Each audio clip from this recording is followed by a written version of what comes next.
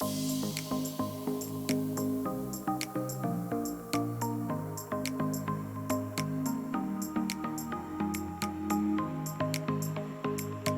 Broken Arrow. I'm Ward 1 City Councilor Deborah Wimpy. And I'm Mackenzie Jones, Recycling Outreach Coordinator for the city. Thank you for watching the latest City Council highlights.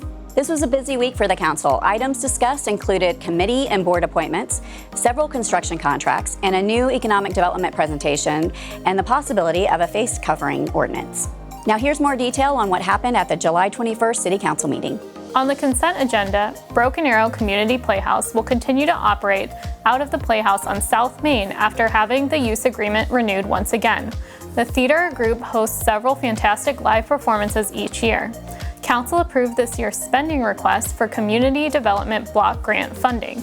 This is the 13th year the city has participated in the Tulsa County CDBG program.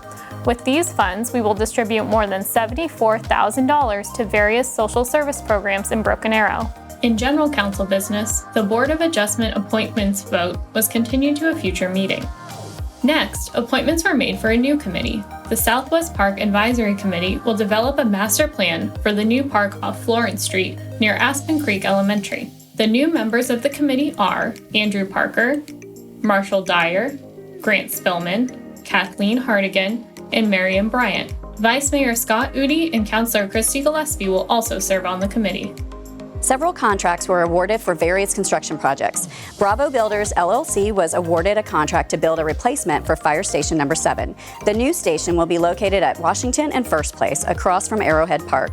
The project will cost about $3.6 million, paid for by the voter-approved 2018 Build Our Future BA GO bond. Construction should begin next month. Diversified Civil Contractors LLC will widen Kenosha or 71st Street between Elm and Main. The project will see Kenosha made 5 lanes wide from Quick Trip to Rib Crib to match the rest of the mile section. New sidewalks will be added as well. Construction should begin in August and cost about $2.6 million, paid for by the 2014 GO bond. The third construction contract is for a meeting hall for our veterans organizations just north of Veterans Park. Magnum Construction will build the meeting hall, which was a 2018 GO bond project. The cost will be about $1.1 million. Work is expected to begin in a few weeks. Council rejected bids for another project. The only bid received for traffic signal rehabilitation for the Broken Arrow Expressway at Elm was well over the budgeted amount. The project will be repackaged and bid again in the future.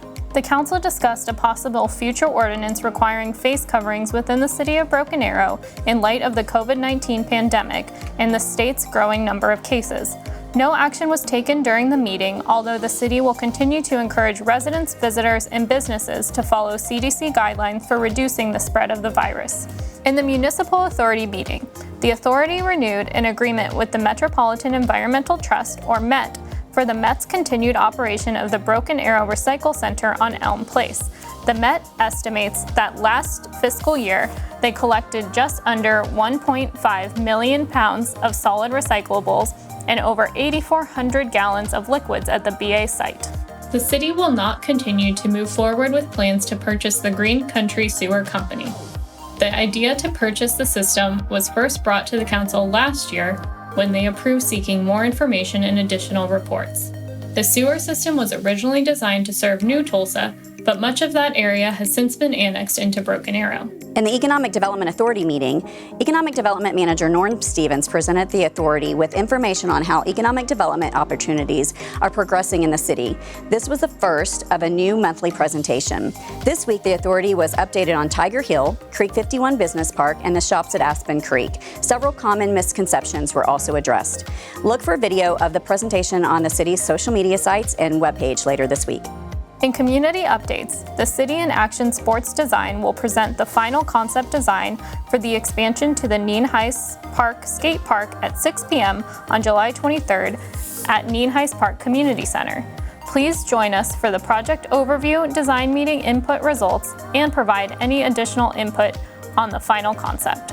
Speaking of skating, the Tulsa Surge presents the Golden Driller Thriller, an inline and quad outdoor speed skating race Sunday, July 26th at the Events Complex. Sign up to race or just come out for the exciting action. For sign-up tickets and other information, visit Tulsa Surge Speed Skating on Facebook.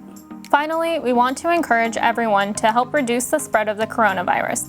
Wearing masks, practicing social distancing, washing your hands often and for at least 20 seconds, and disinfecting high-touch areas are all important measures we can all do to help out.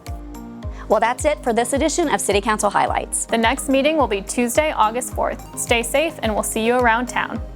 For the full agenda and video of the City Council meeting, go to brokenarrowok.gov. If you have any questions about items discussed in the meeting, please contact the City Manager's office at 918-259-8419 or email mspurgeon@brokenarrowok.gov.